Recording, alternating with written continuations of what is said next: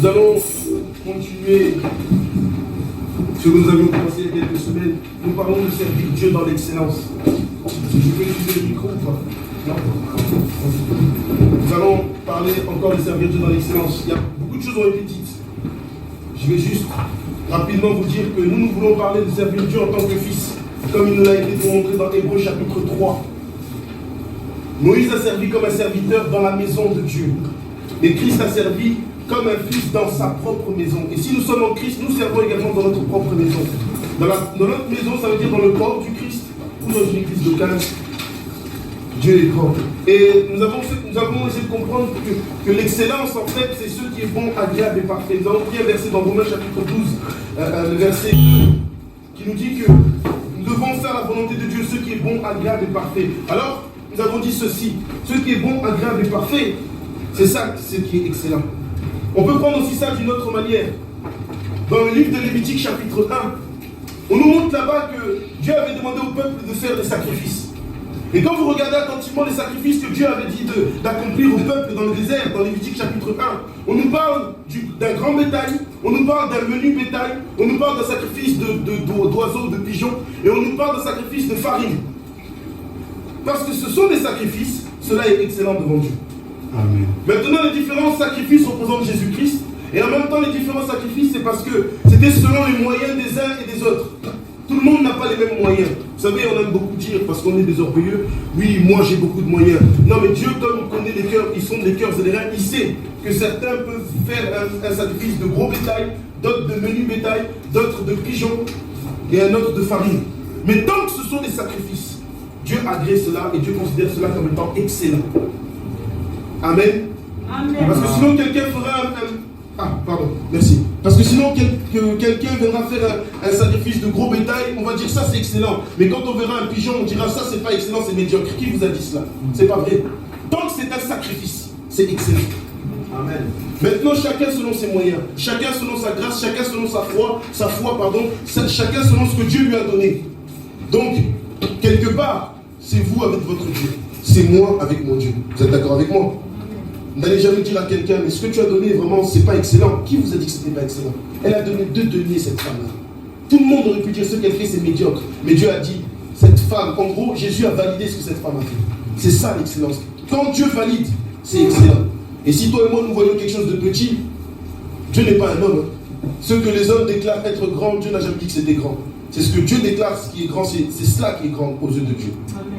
Alors, j'avance. Et donc, on a essayé d'expliquer par la suite que pour servir Dieu dans l'excellence, il faut connaître la parole de Dieu. Parce que Pierre, nous avons pris Luc chapitre 5, Pierre a essayé de pêcher des poissons. Il n'a pas réussi, c'est l'image de la médiocrité. Je ne dis pas que Pierre était médiocre, mais l'image c'est que tant que Christ n'était pas là, il n'a pas réussi. Quand Christ est apparu, il a fait une pêche miraculeuse. Mais maintenant, entre la médiocrité et l'excellence, qu'est-ce qui s'est passé? Pierre a dit sur ta parole. Et nous avons compris que pour servir Dieu dans l'excellence, c'est la parole de Dieu qui est importante. Alors, j'ai essayé d'expliquer la semaine dernière comment la parole de Dieu se présente à nous. Et on a vu que Dieu parlait à Abraham, que Dieu parlait à Moïse, et il leur disait souvent, vous avez respecté mes lois, mes ordonnances, mes commandements, mes préceptes, mes statuts ou décrets. Et j'ai essayé d'expliquer en fait en prenant l'origine, les textes hébreux, parce que la loi est écrite en hébreu, et on a compris qu'en réalité ces choses-là, c'est la parole de Dieu, mais elles se présentent de plusieurs manières. Et je vais répéter rapidement. Alors, on a dit que la loi en hébreu, c'est la Torah. La Torah, ça veut dire instruction, enseignement, la doctrine. Je ne rentre pas dans les détails, je donne juste les explications. Ça, c'est la loi. Ensuite, on a dit les commandements en hébreu, c'est les mitzvahs. Mitzvah, ça s'écrit M-I-T-S-V-A, qui veut dire ordonner ou donner un ordre. Quand vous voyez les commandements dans les Écritures, ben c'est un ordre que Dieu nous donne. Mais quand vous voyez dans les Écritures marqué la loi c'est la Torah c'est la doctrine, ou c'est l'instruction. On a dit que quand Dieu donne la loi, c'est pour nous instruire ou nous éduquer. Instruire et éduquer. Et quand Dieu donne un commandement, c'est pour qu'on obéisse à ce commandement. Donc Dieu veut nous exercer à l'obéissance. Ensuite, on a vu un ordre. Parce que Dieu parle aussi d'un ordre. Un commandement et un ordre, ça se ressemble. Mais dans l'explication, un ordre, ça veut dire Mishmeret. Mishmeret, ça s'écrit M-I-S-H-M-E-R-E-T. Qui veut simplement dire une loi ou un ordre donné particulièrement à une personne. On a pris l'exemple d'Abraham. Dieu a dit à Abraham, offre-moi ton fils, mais il n'a pas dit ça à une autre personne. Ça veut dire que la loi, Dieu veut nous apprendre à écouter ce qu'il a à nous dire, ce qu'une personne doit comprendre de sa propre vie, par rapport à sa propre vie. C'est ça destinée. C'est-à-dire que quelqu'un peut dire, Dieu peut dire à quelqu'un aujourd'hui, courons, mais maintenant chacun, dans la manière dont nous allons le recevoir, c'est différent pour chacun. C'est pas la même chose en fait. Tu ne peux pas dire à ton frère, oui, mais pourquoi tu agis comme ça? Si c'est Dieu qui lui a dit, c'était le message qui lui était réservé. C'est ce qu'on appelle un ordre. C'est ça la différence d'un commandement. Un commandement, c'est pour tout le monde. Un ordre, dans cette définition-là, c'est pour toi en particulier, c'est pour moi en particulier. Et donc, on a parlé aussi des préceptes. On a dit que les préceptes, en fait, en hébreu, ça se dit des hodouyo ou Heda au singulier. Hodouyo, ça s'écrit E-D-O-U-Y-O-T. Et au singulier, E-D-A-H. Ça signifie en fait des lois qui sont liées au rappel. C'est-à-dire que lorsque Dieu donne une loi, il nous rappelle en même temps d'où il nous a tirés.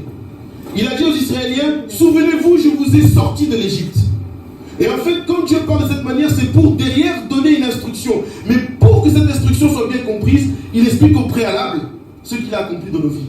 N'oubliez jamais ce que Dieu a fait de vous, avant que vous soyez ce que vous êtes aujourd'hui. Vous ne m'avez pas entendu.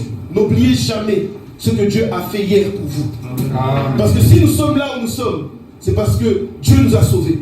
Alors un précepte, Dieu nous rappelle d'où il nous a tirés, Dieu nous rappelle de quelle situation il nous a sortis, Dieu nous rappelle tout ce qu'il a fait pour nous, pour que lorsqu'il va nous donner une instruction, nous serons quelque part obligés de le faire, parce que nous allons nous dire, mais Dieu m'a sauvé, non, il faut que je le serve.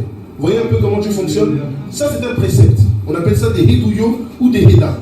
Et ensuite, des préceptes ou des témoignages. Parce que, en fait, ce que Dieu rappelle, il veut témoigner qu'il a accompli des choses dans nos vies.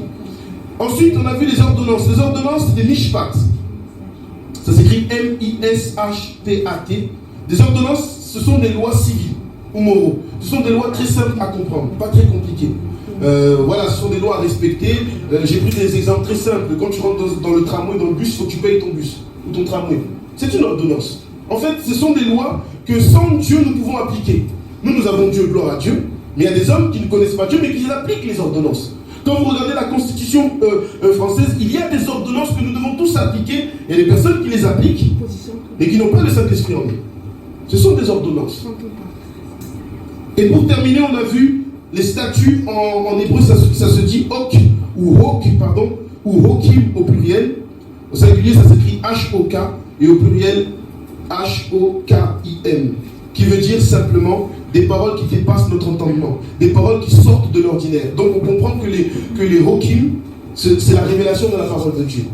Et donc toutes ces différentes manières de présenter la parole, on a dit que c'est pour que cela nous donne la connaissance des Écritures. Nous ne pouvons pas, ou du moins, il est impossible pour des hommes de servir Dieu sans connaître Dieu. Or, ces éléments-là, c'est pour nous apprendre à connaître Dieu. On va évoluer. Là, donc, on a mis l'accent sur la parole. Il faut toujours mettre l'accent sur la parole.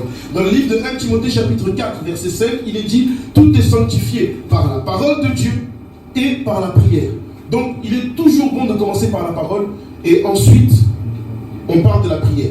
Et bien, ce matin, nous allons parler de la prière. Parce qu'il est important de comprendre une chose. Il est impossible pour chacun d'entre nous de servir Dieu dans l'excellence sans la prière. Ça n'existe pas. C'est un moteur, c'est comme de l'huile dans un véhicule. C'est-à-dire qu'on ne peut pas servir Dieu dans l'excellence si on ne prie pas. C'est pas possible. Allons dans le livre de 1 Thessaloniciens chapitre 5, verset 17, s'il vous plaît. Beaucoup connaissent ce verset. On va essayer de l'exploiter ce matin. C'est un verset très court, il n'est pas très long, mais il y a des choses à dire. C'est, je dirais, de la manière dont il est présenté, vous allez voir que c'est un commandement en fait. Et c'est aussi un ordre en même temps. Donc vous me suivez quand je dis ça maintenant. Maintenant on comprend quand on parle de ces choses-là. Et dans ce même commandement, dans cet ordre que Dieu nous donne, il y a aussi une révélation. Vous voyez? Dans une même phrase, Dieu peut utiliser la parole de plusieurs manières. C'est à nous de saisir. Alors, allons dans le livre de 1 Thessaloniciens chapitre 5, verset 17. Il est dit ceci. Priez sans cesse. Priez sans cesse. C'est un ordre que Dieu nous donne, donc c'est un commandement. C'est un ordre, donc c'est un commandement pour tous. C'est un ordre en particulier pour toi et pour moi. Et dans ce commandement, on comprend aussi qu'il y a un message caché, donc une révélation. Parce qu'on comprend parfaitement quand il dit prier sans cesse. Alors, prier sans cesse, dès le départ, j'aimerais vous dire une chose. Donc, pour vous qui me suivez, nous allons parler de la prière. Et j'aimerais dire quelque chose par rapport à ce verset-là. Il nous est dit prier sans cesse. J'aimerais déjà dès le départ vous dire que ça ne veut pas dire prier 24 heures sur 24. Penser de cette manière, ce serait pas une bonne chose. Parce qu'il faudrait que tu t'enfermes dans un endroit et que tu pries 24 heures sur 24 sans t'arrêter. Mais dans ces cas-là, nous ne pourrions même pas nous réunir ensemble parce que nous serons toujours en prière. Ça, ce n'est même plus de la spiritualité. C'est quelque chose qui devient, quelque part, qui est lié au mysticisme. Vous allez dire, qu'est-ce que le frère dit? Frère, si tu pries 24 heures sur 24, c'est du mysticisme. Vous savez pourquoi? Allez voir ceux qui sont dans le bouddhisme. Il y a une personne qui est restée pendant plus d'une dizaine d'années dans la même position parce qu'il priait à son Dieu. C'est pas normal. Est-ce que quelqu'un me suit? Il faut sortir de cette pensée-là. Parce que Dieu n'est pas en train de nous dire de prier 24 heures sur 24. Parce que lorsque Dieu dit prier sans cesse, il ne voit pas les heures défiler. Lui, il a un objectif, une pensée bien précise. Et on va essayer de l'exprimer. Alors, ceux qui font du bouddhisme, désolé, mais c'est une réalité ce que je viens de dire. J'attaque personne, c'est juste, on présente une réalité. Maintenant, chacun est libre de faire ce qu'il veut. Amen. Amen. Mais nous disons la vérité. C'est ce que Dieu nous amène à dire ou à faire. Alors, et donc, il faut comprendre une chose. C'est que lorsque Dieu dit prier sans cesse, on est en train de parler de faire quelque chose continuellement. On est en train de parler de faire quelque chose sans s'arrêter. On est en train, quelque part, prier sans cesse veut dire également être constamment dans la présence de Dieu. Parce qu'on parle de prier. Prier sans cesse veut dire aussi être en communion. Nous, ce matin, on va mettre l'accent sur la communion. Quand on parle de communion, ça veut dire être lié à quelqu'un. Et ce quelqu'un-là, c'est Dieu. Prier sans cesse, c'est être en communion avec Dieu. C'est rechercher cette communion permanente. Ça veut dire quoi? Ça veut dire que dans notre vie de tous les jours, nous ne pouvons pas être séparés, ne serait-ce qu'une tierce seconde de Dieu. Je reprends. Dans notre vie de tous les jours, vous ne pouvez pas vivre 5 minutes sans être dans la présence de Dieu. C'est ce que veut dire prier sans cesse. En fait, Dieu recherche une pensée. Dieu poursuit quelque chose. Il veut qu'un enfant de Dieu ne sorte pas de sa présence. Parce que sortir de la présence de Dieu, c'est être exposé. À qui? Au diable. Alors Dieu dit prier sans cesse. En fait, la prière là, c'est être dans un enclos avec Dieu. C'est être constamment, l'image c'est une chambre. Être constamment dans la chambre avec Dieu. Mais je vais essayer d'expliquer certaines choses. Donc comprenez que prier sans cesse, c'est être en permanence en communion avec Dieu. Lorsqu'on parle de prier sans cesse, ce qui nous vient à l'esprit, c'est parler à Dieu. Mais seulement, il faut aller plus loin. En fait, il y a deux positions lorsque nous parlons de prier sans cesse. Il y a le verbe et il y a la conduite. Retenez bien, quand on parle de prier sans cesse, on parle du verbe et on parle de la conduite. Et du moins l'association des deux, cela veut dire prier sans cesse. Je vais m'expliquer. Je vais parler du verbe. Alors, il faut que vous compreniez une chose. Par définition, le verbe c'est un mot, ou la succession de plusieurs mots. D'accord? Et quand on associe tous ces mots-là, c'est l'expression de ce qu'une personne pense. Est-ce que tout le monde me suit? C'est ce qu'on appelle le verbe. Maintenant, lorsque nous parlons du verbe, ça c'est la définition de la Rousse, vous trouvez ça dans la Rousse, dans le Robert, il n'y a pas de souci. Mais, ou sur Internet, vous tapez Google, vous trouvez cette définition-là. Mais maintenant, lorsque nous parlons du verbe, le verbe c'est la parole de Dieu. D'accord? Donc, le verbe, c'est la parole que Dieu nous transmet. Et lorsque cette parole nous est transmise, elle entre dans l'homme intérieur, pas dans l'homme extérieur. Allons dans le livre de Philippiens, chapitre 4, s'il vous plaît. Verset 8. On est dans la prière. Hein? Nous voulons servir Dieu dans l'excellence. Alors, après avoir parlé de la parole, après avoir parlé de la connaissance de la parole, il faut parler de la prière. C'est important. Vous savez, la parole et la prière, ce sont deux jambes, ce sont deux bras, c'est une tête complète. Donc on ne peut pas faire l'un et ne pas faire l'autre. Ça n'a aucun sens. Oui, j'ai la connaissance des Écritures, mais je ne prie jamais. Ça n'a pas de sens. Je prie énormément, mais je ne connais pas la parole. Ça n'a pas de sens non plus. Les deux vont prier. On ne peut pas séparer l'un et l'autre, sinon on sera bancal. Ok? Alors allons dans le livre de... J'ai dit Philippiens? J'y suis pas. Ok. Philippiens chapitre 4, verset 8. J'aime beaucoup ce passage-là. Bon, vous avez remarqué que j'aime beaucoup des passages, mais c'est normal. Il est dit ceci. Au reste, frère, que tout ce qui est vrai, tout ce qui est honorable, tout ce qui est juste, tout ce qui est pur, tout ce qui est aimable, tout ce qui mérite l'approbation, ce qui est vertueux et digne de louange, c'est la dernière phrase qui m'intéresse, soit l'objet de vos pensées. En fait, tout ce qu'on vient d'énumérer, c'est la parole de Dieu. Mais quand on l'énumère de cette manière, c'est la parole de Dieu lorsqu'elle entre dans nos pensées. Comment elle rentre dans nos pensées? Lorsque le verbe qui est la parole de Dieu nous est transmis. C'est-à-dire que cette succession de lois, de commandements, d'ordonnances, de préceptes, lorsqu'elle nous est transmise, elle crée tout ce que je viens de dire. Elle crée les choses dans nos cœurs, quelque chose d'honorable, quelque chose de pur, quelque chose de saint, quelque chose de merveilleux. Ça s'est déposé dans notre cœur, dans notre pensée, ou dans notre être intérieur. Et donc, à partir de ce moment-là, parce que ce verbe-là est déposé en nous. Maintenant, je vous donne encore une autre définition. Après, vous allez dire que le verbe, c'est la parole de Dieu qui est déposée dans nos cœurs. Maintenant, le verbe, à quoi il va nous servir? Il va nous servir maintenant, nous, à exprimer ce que nous avons dans le cœur. Mais qu'est-ce que nous avons dans le cœur? Des bonnes pensées. C'est pour cela qu'on a commencé par la parole de Dieu. Il nous est impossible d'avoir de bonnes pensées si au préalable, nous n'avons pas la connaissance de la parole de Dieu dans nos cœurs. Ça n'existe pas. Nous avons réinventé un évangile, et cet évangile-là, Jésus ne le connaît pas, parce que Dieu a dit ceci, ne faites pas comme les hommes qui multiplient des paroles. Nous ne multiplions pas nos paroles, parce que les paroles que nous disons viennent du verbe. Et le verbe dont je suis en train de vous parler, c'est la parole de Dieu. Donc même si tu fais des longues prières, tant que ces paroles que tu es en train de faire viennent de la parole de Dieu, Dieu agrée.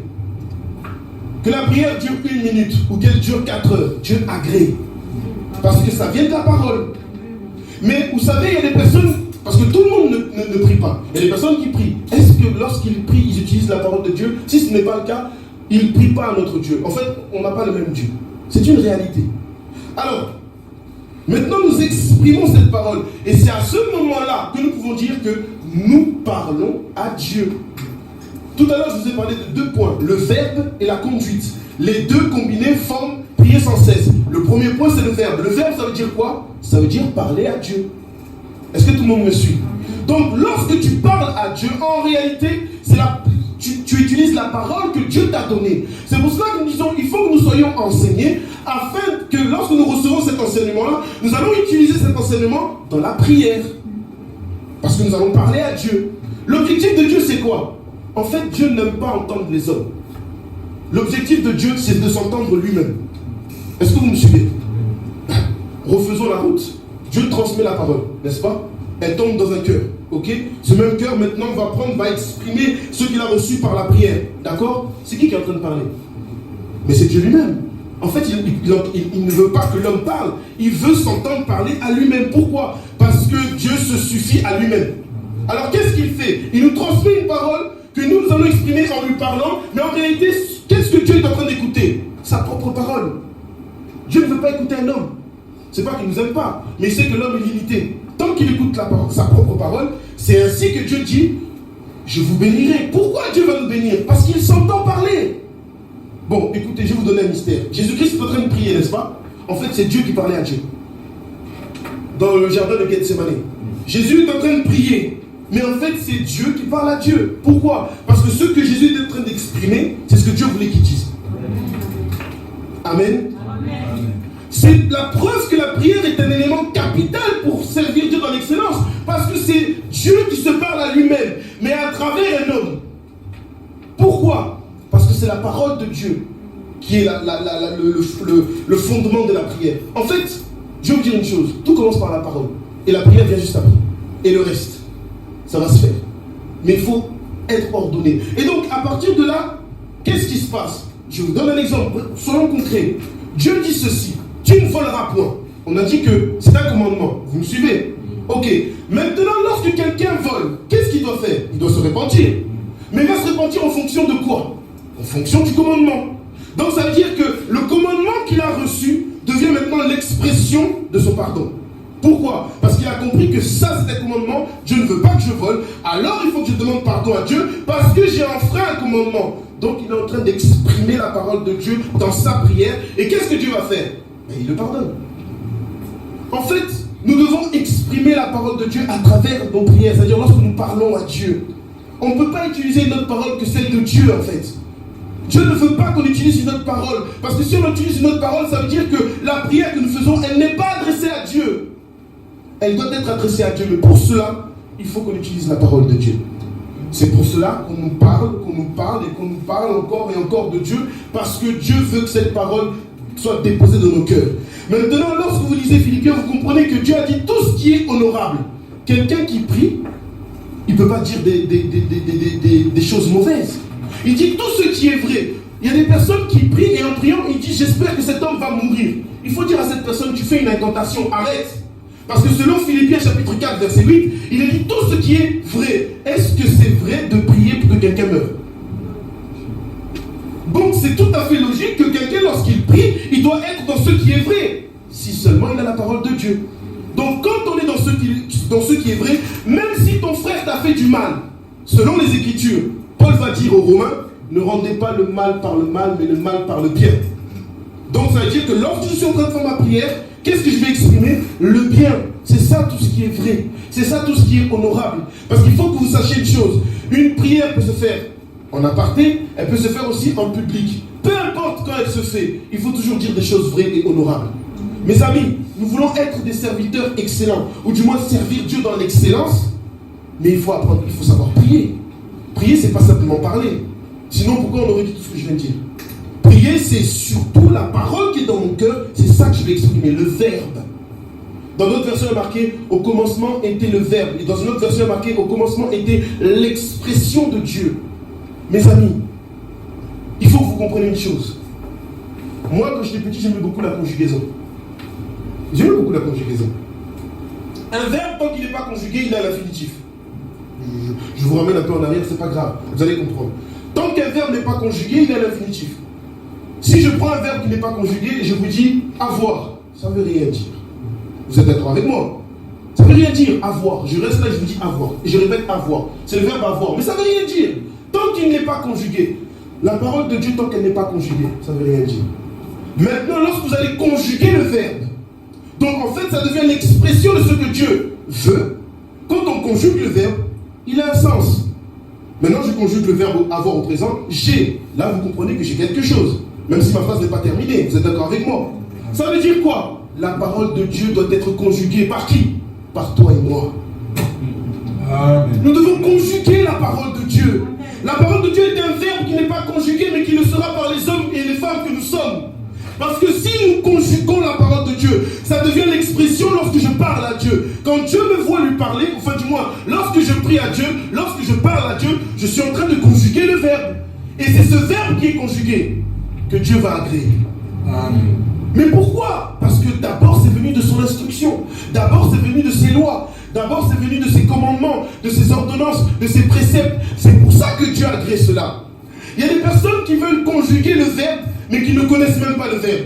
C'est pour ça qu'on a parlé de la connaissance de la parole. Donc, la connaissance du verbe. Vous savez que la langue française est assez complexe parce que les définitions sont très compliquées. Quand on prend la définition de l'imparfait est différente que le passé composé, c'est différent que le futur, que le... Vous savez pourquoi? Eh bien, quand on exprime la parole de Dieu, il faut savoir exactement ce qu'on est en train de faire.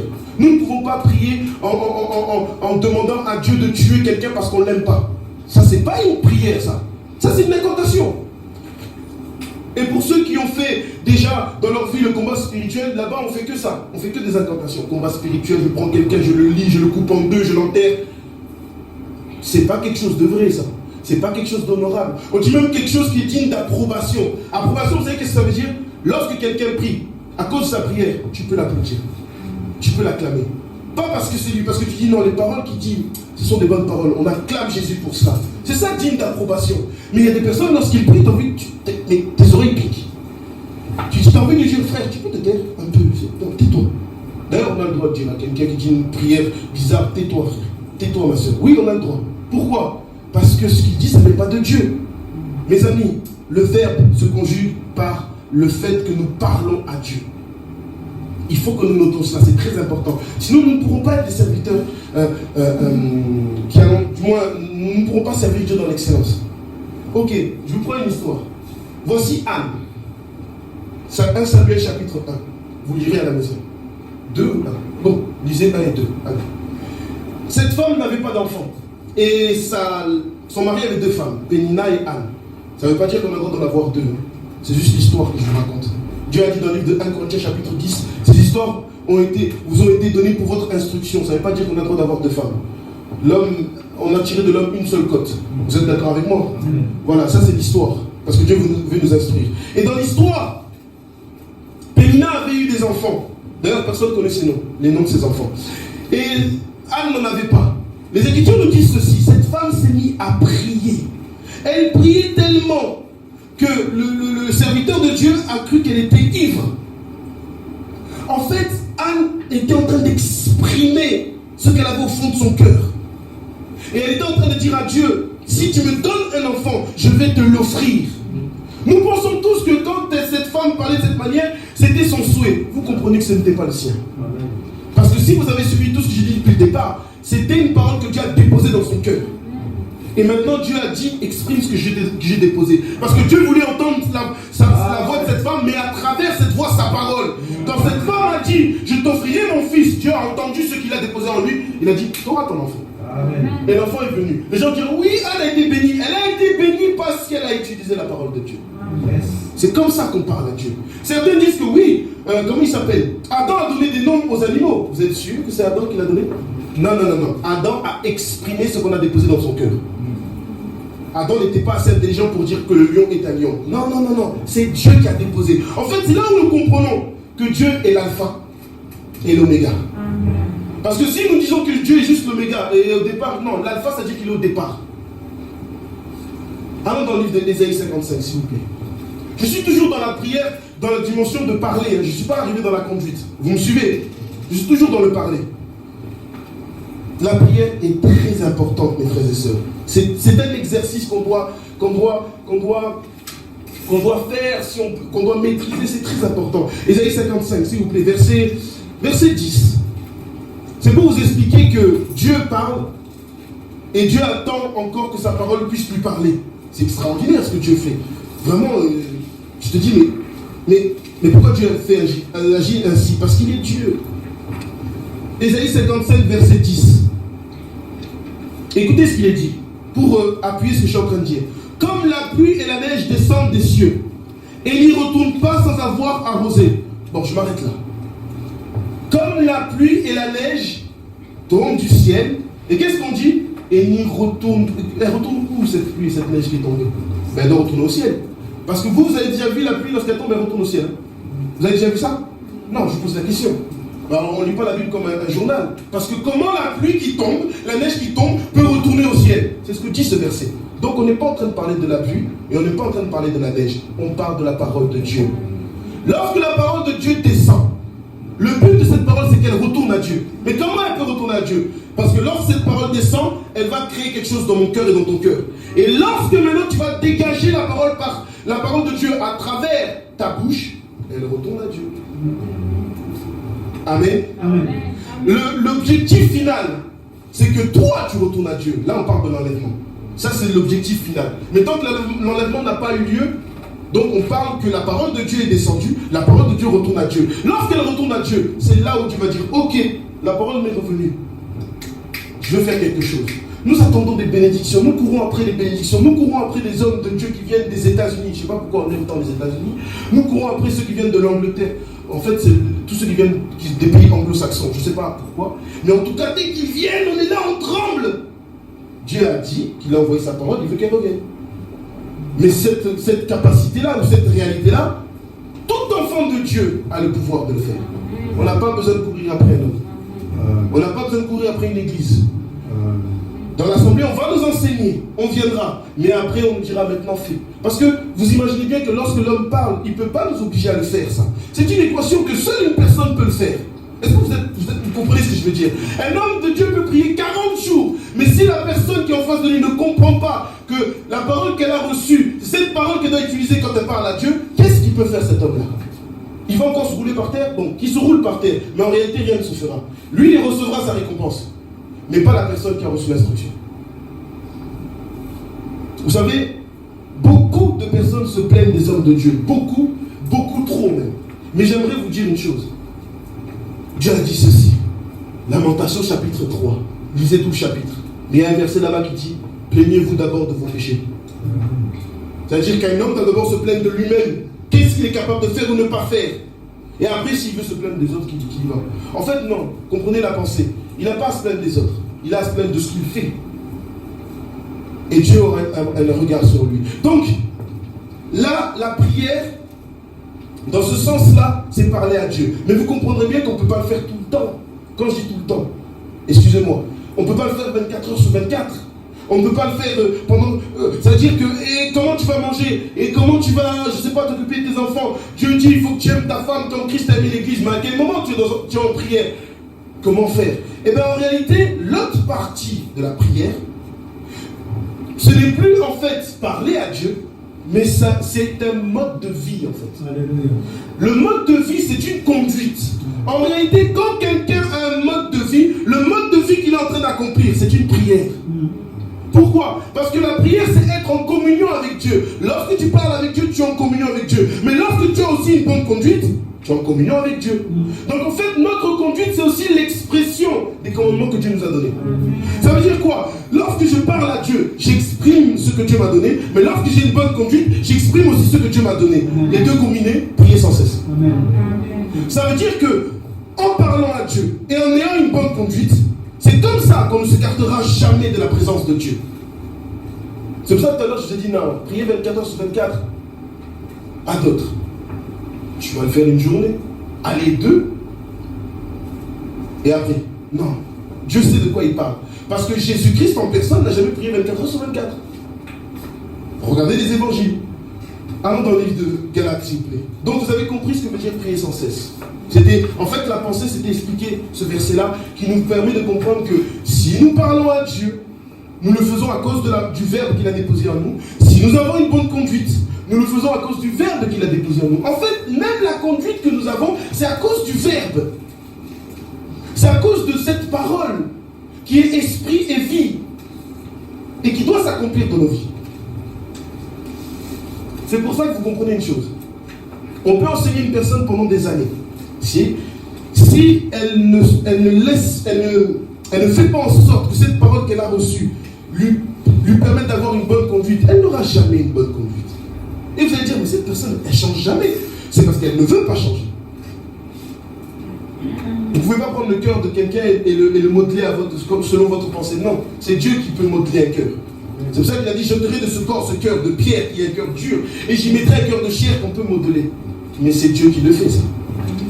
Nous, qu'est-ce qu'on va faire? On va continuer à prier, à parler à Dieu, et on va continuer à prier, à avoir une bonne conduite. Et Dieu fera grâce. Amen. Amen.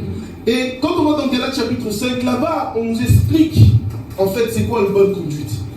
Galates chapitre 5, vous lisez le verset 17. On va y aller. Ah, j'ai encore quelques secondes. Je peux y aller. Galates. Allons-y. Excusez-moi. Galates chapitre 5, verset... Alors, verset 17. Non, verset 16. C'est le verset 16 en fait. 16 et 17.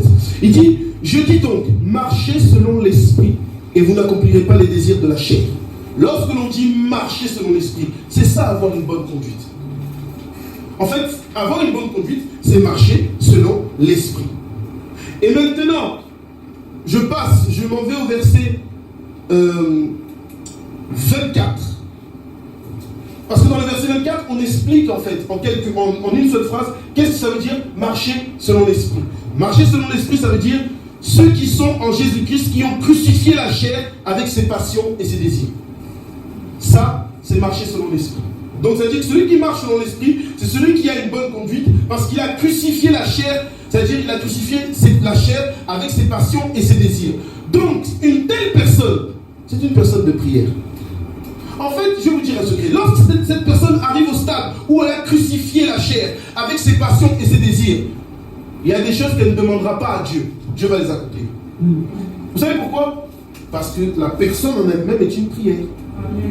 Or, la prière, c'est quand on dit que c'est parler à Dieu, mais un comportement, ça parle. Vous savez qu'un langage corporel peut parler. Lorsqu'une personne a un langage corporel digne de ce nom-là, quand Dieu voit, il y a des choses qu'elle ne demandera pas. Ça sera le début d'une pensée, Dieu va accomplir. Et je ne veux pas en connaissance de cause. Des choses que je n'ai pas demandées, mais Dieu m'a donné. À tel point que tu dis, mais pourquoi? Parce que la personne devient une prière. C'est ça, avoir une conduite. Et donc, c'est là où, bien sûr, attention, ne séparons pas parler à Dieu et avoir une bonne conduite. Tout ça, c'est lié.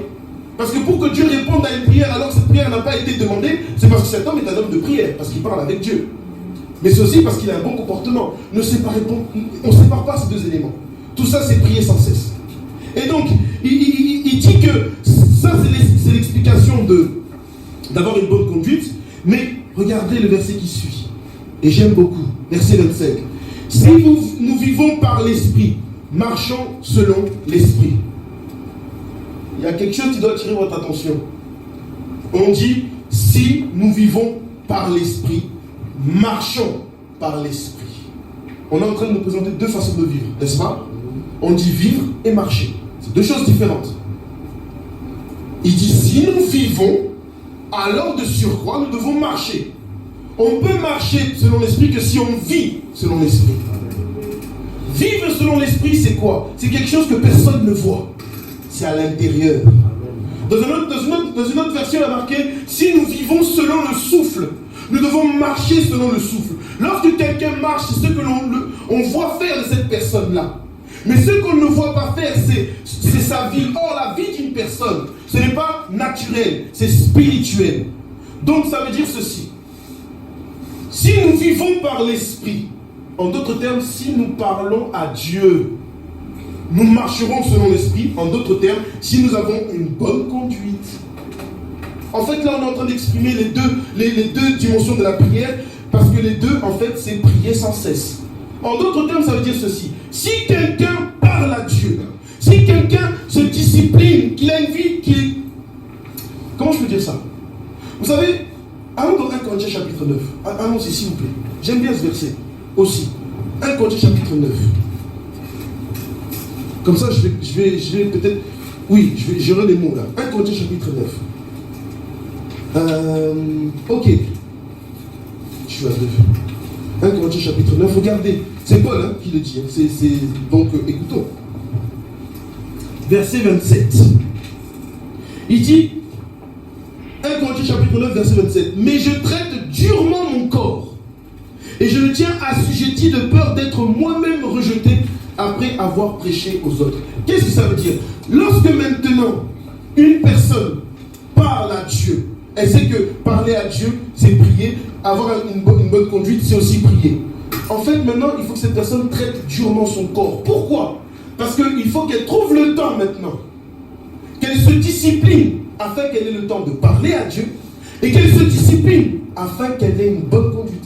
Parce que nous ne pouvons pas avoir le temps de parler à Dieu, nous ne pouvons pas avoir une bonne conduite si nous ne traitons pas durement notre corps. Est-ce que quelqu'un me suit? Parce que les personnes pensent que, oui, parce que Dieu a fait. Vous pensez que ça va tomber du ciel, faire tout ce qu'on est en train de parler ce matin, mais ça ne fait pas comme ça. Ça ne fait pas par un claquement de doigts. Il faut traiter durement son corps. C'est-à-dire qu'il faut que mon corps m'obéisse. Il faut que mon corps sache que il faut que je parle à Dieu et il faut que j'ai une bonne conduite dans ma vie. C'est ça, traiter durement son corps. Et Paul va dire au-dessus, regardez ce qu'il dit. Il était comme nous, c'était un homme comme tout le monde, mais seulement il savait faire. Il dit, verset 26, moi donc, je cours, non pas à l'aventure, je frappe, non pas comme battant l'air. Moi j'aime bien lorsqu'il dit, je frappe, non pas comme battant l'air. Vous savez, un boxeur, il frappe sur un sac. Je ne vais pas dire sur un autre boxeur parce que c'est ce qu'il fait, mais je veux dire, lorsqu'il s'entraîne, il y a un sac en face de lui et il donne des coups. Et en donnant des coups, il s'entraîne. Ça le rend plus fort. Maintenant, Paul il dit, moi quand je ne frappe pas dans l'air. C'est-à-dire que lorsque je frappe sur quelque chose. À votre avis, il frappe sur qui? Mais sur son propre corps. Paul est en train de se donner des coups. Mais quel coup était en train de se donner? C'est pas, il n'était pas en train de se lacérer ou de se fouetter comme certains le font. Il ne faut pas faire ça. Mais il était en train de dire que frapper, ça veut dire quoi? Je traite durement mon corps. Mon corps doit savoir que là, je dois parler à Dieu. Et s'il n'est pas content, c'est pareil. S'il est content, tant mieux. S'il n'est pas content, tant pis pour lui. Là, c'est le temps de jeûne et prière. Il n'est pas content, on va quand même jeûner et prier. Vous ne parlez pas à vous-même, en fait? Moi, je me parle à moi-même des fois. Non, aujourd'hui, non. Aujourd'hui, c'est la prière. Non. Un frère m'a dit des mots qui me font mal. Je dois traiter durement mon corps. Mon corps, aujourd'hui, tu ne répondras pas. Et d'ailleurs, même demain. Tourne à droite et trace ton chemin. Ah non, avant de partir, dis-lui que Dieu te bénisse. Et après, tu pars. C'est dur de faire ça. Parce que là, ce sont des paroles. Mais quand les Écritures disent que lorsque quelqu'un te frappe dans la joue gauche, tends-lui la joue droite, ça veut dire quoi? Quelqu'un t'a insulté, pars. C'est ça, traiter durement son corps. Parce que quand vous faites ça, tout le monde le sait, moi le premier, notre cœur est en train de bouillir. Et si on ne traite pas durement notre corps, on rendra la gifle. Vrai ou faux? Ouais. Sinon vous êtes tous des robots. Moi je ne suis pas un robot. Je suis un homme fait de chair et de sang. Si tu me dis des choses malsaines, ça va me faire mal. Maintenant le but c'est quoi? Est-ce que je traite durement mon corps ou je réponds à la personne? Point d'interrogation. Et cette question que je me pose, elle est bonne pour vous tous. Donc on est tous pareils. Il n'y a pas un qui peut dire je suis un homme super. Il n'y a pas de Superman ici. Il y a juste des personnes qui veulent recevoir la parole et traiter durement leur corps. C'est pour cela, mes frères et sœurs, si nous ne parlons pas à Dieu, il nous sera impossible d'avoir une bonne conduite. Amen. Parce que dans Galates chapitre 5, il est dit, celui qui vit par l'esprit marchera par l'esprit. On ne marche pas par l'esprit avant de vivre par l'esprit. Donc cette vie-là, c'est une vie de communion, de secret que personne ne voit. Vous ne connaissez pas cette vie-là de mon frère, de ma soeur et de moi-même. Mais par contre, vous savez comment il marche. Et vous savez que lorsque vous allez le voir marcher, c'est l'expression de ce qu'il a fait dans le secret. Donc normalement, lorsqu'on se réunit dans l'église, l'église c'est l'expression de ce que nous faisons à la maison. Amen. Amen. Mais lorsque l'église est fatiguée, on comprend aussi c'est l'expression de ce qu'ils ne font pas chez eux. Ne demandez pas à Dieu, Dieu montre-nous quel est l'état de l'église. Mais pas besoin. Regardons. Quand vous voyez personne prier, 10 minutes, 5 minutes, ça veut dire qu'à la maison, ils ne s'entraînent pas. À la maison, on s'entraîne. C'est la vie de tous les jours plutôt. À l'église, c'est que l'expression. C'est la manifestation, si vous voulez. Amen. Amen. Ok. Je vais terminer par ceci. Nous disons que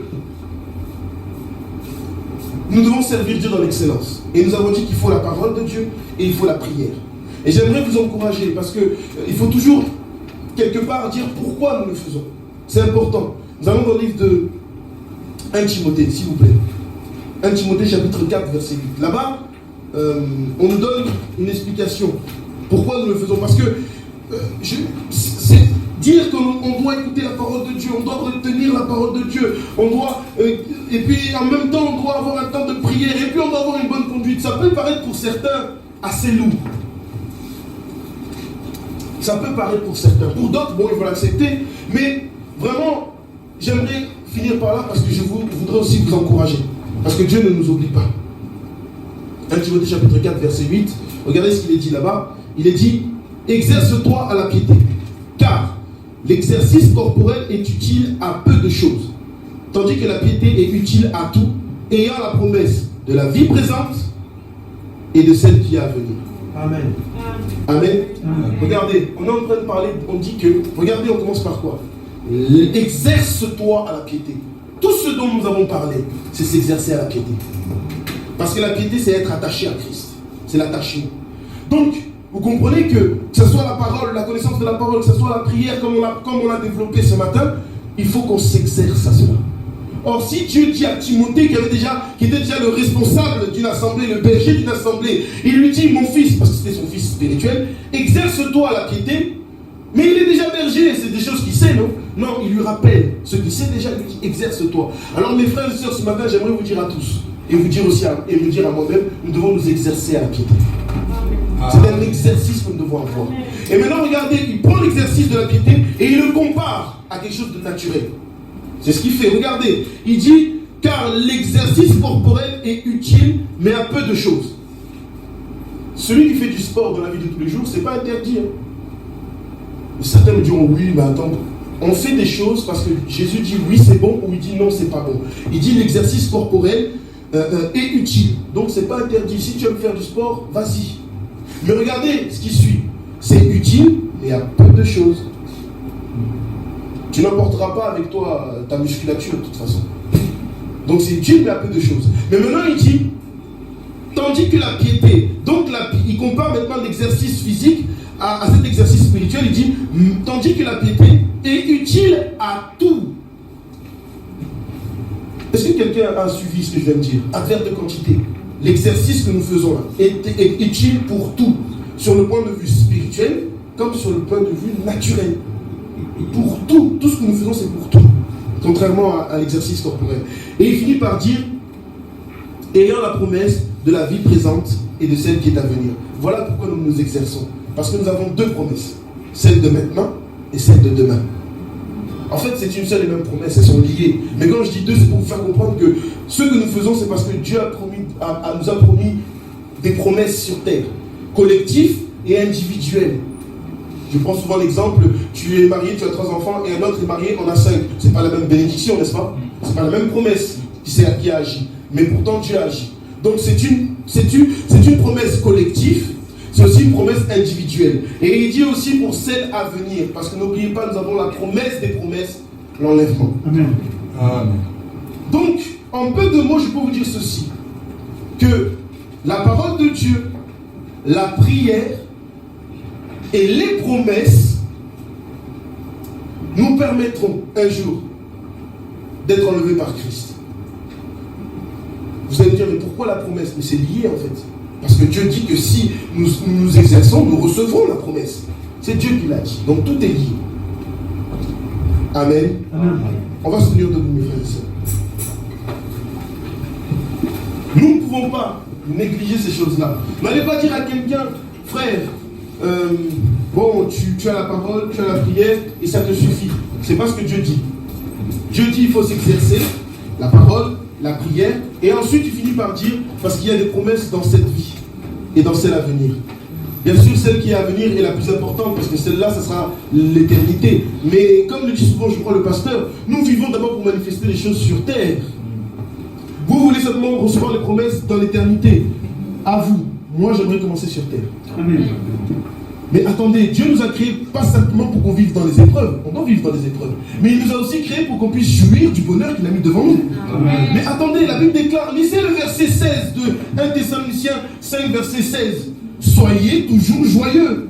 Le but de Dieu, c'est que nous soyons joyeux. D'ailleurs, je n'ai pas voulu prendre ce verset parce que sinon, si vous associez le verset 16 au verset 17, ça veut dire que lorsqu'on prie, c'est-à-dire lorsqu'on parle à Dieu, et lorsqu'on prie, c'est-à-dire lorsqu'on a une bonne conduite, on doit le faire avec joie.